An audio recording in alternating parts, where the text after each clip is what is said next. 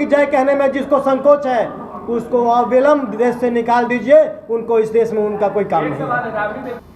देखिए, ऐसा नहीं है, पिक्चरें कई मुद्दों पे हमेशा से बनती आ रही हैं, लेकिन जब आपके मुन्ना भाई, चिल्ला भाई, फल्ला भाई पे मूवी बनती है, कहाँ किसी कोई हिंदू विरोध करता है? हम अपने पैसे से, अपनी गाड़ी कमाई से जाके देखते हैं, आपके हॉल को भर देते हैं।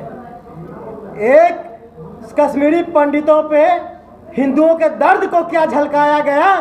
आपका यह जो खान गैंग है बॉलीवुड का तथाकथ, ये कौन होता है शाहरुख खान तय करने वाला? ये सलमान खान, आमिर खान, ये करण जौहर, ये तय करने वाले कौन होते हैं कि भारत की जनता कौन सा पिक्चर देखेगी और कौन सा पिक्चर नहीं देखेगी? ये आप तय करने वाले कौन होते हैं कि भारत में कौन सा हीरो चलेगा, कौन सा हीरो नहीं चलेगा?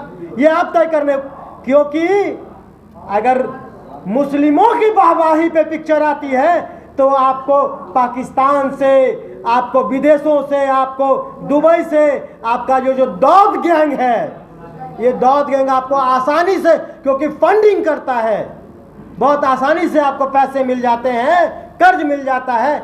सिर्फ इसीलिए इस देश में उन चीज़ों को ही दिखाया जा रहा है जिन चीज़ों को विदेशी ताकतें यहाँ दिखाना चाहती है। इस तरह से कहर ढारने का काम, जुर्म ढारने का काम किया है, सताने का काम किया है, नरसंहार करने का काम किया है, यह कलंकित कर देने वाला है। भाई 30 साल से कहाँ थे आप?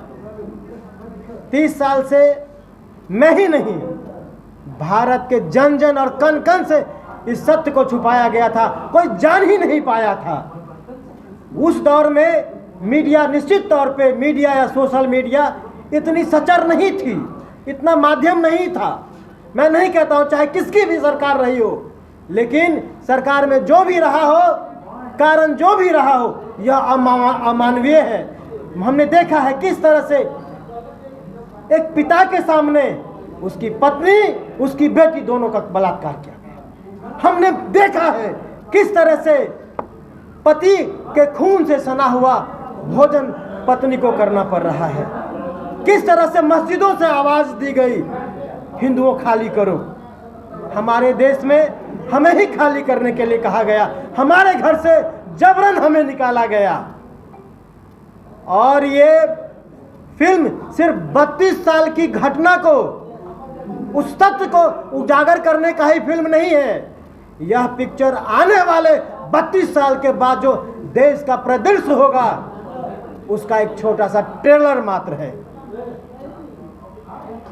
यह फिल्म आप हमें चेतावनी दे रही है कि अगर अब भी देश में हिंदू न जागे तो यह देश हिंदुस्तान रह नहीं जाएगा। जब इतनी कम मुट्ठी भर संख्या में आपको जबरदस्ती भगा दिया गया, जब ये मेजॉरिटी में होंगे तो क्या होगा, ये समझने और सोचने वाली बात है।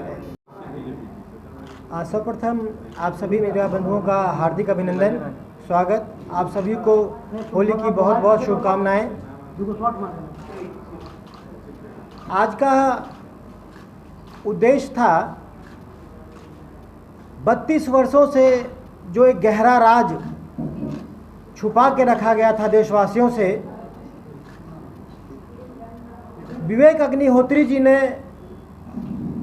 या उनकी टीम ने मिलके जिस तरह से इस गहरे राज को, देश के ऊपर जो एक दाग लगा हुआ था, उस दाग को, या यूँ कहें कि बॉलीवुड की जो माफिया राज है, उस माफिया राज में जिस तरह से भारत के सत्य को, कश्मीरी पंडितों के साथ जो हुआ, उस सत्य को जो दबाने का काम 32 वर्षों से, पिछले 32 वर्षों से किया गया था, षड्यंत्र के तहत विवेक अग्निहोत्री जी की picture film the Kashmir files ने एक तरह से उस दाग को आज धो दिया है।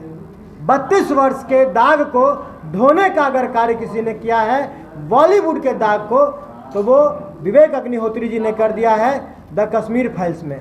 मैंने कुछ मीडिया बंधुओं के साथ इस पिक्चर को आज देखा। पिक्चर को देखने के बाद जो प्रतिक्रिया सामने में मेरे मन में जो बात आई है, पिक्चर देखने के बाद पूरे शरीर का रोम रोम खड़ा हो जाता है, रोवा रोवा सिहर सा जाता है। किस तरह से तिल तिल भर तरफ तरफ के लोग मरे हैं। कोई, मैं दावे के साथ कहता हूं, हर कोई एक ऐसा इंसान जिसके अंदर उसका जमीर जिंदा हो, लहू उसका सही हो, वह पिक्चर देखे अगर उसका आंख नम ना हो जाए, ऐसा नहीं हो सकता। कोई ऐसा दर्शक, कोई ऐसा व्यक्ति, कोई ऐसा इंसान पिक्चर हॉल में नहीं था जिसने जो रोया ना हो। यह फिल्म सत्य को दर्शाने वाली एक ऐसी फिल्म थी जिसने लोगों का जमीर जिंदा कर दिया। लोगों ने आज देखा किस तरह से ये जो जिहादी लोग हैं, कट्टरपंथी लोग हैं, जिन्हें हमने अपने देश में मेहमान समझा था, मेहमान की तरह शरण दिया था,